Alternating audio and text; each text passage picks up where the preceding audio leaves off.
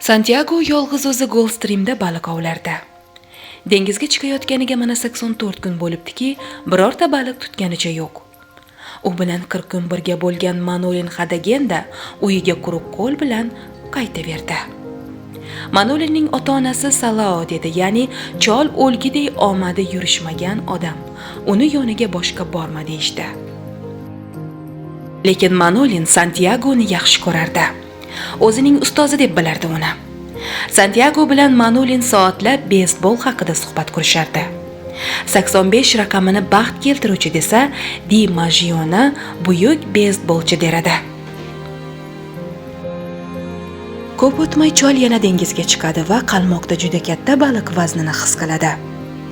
Bu ulkan baliqni qirg'oqqacha olib kelishdagi cholning mashaqqatlarini siz kitobni o'qib bilib olasiz.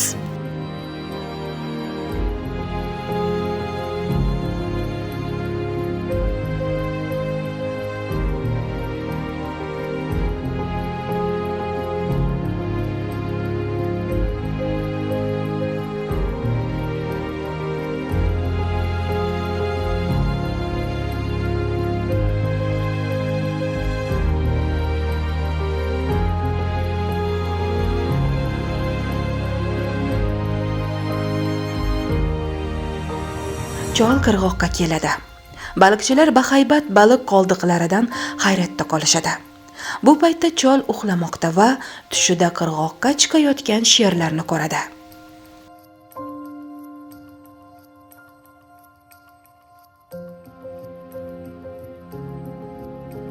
Bu qisqa badiiy mahorat.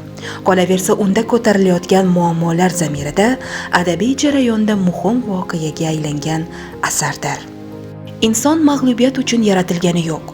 Insonni yo'q qilib tashlash mumkin, ammo uni aslo yengib bo'lmaydi deb yozadi Ernest Hemingway Chol va dengiz qissasida.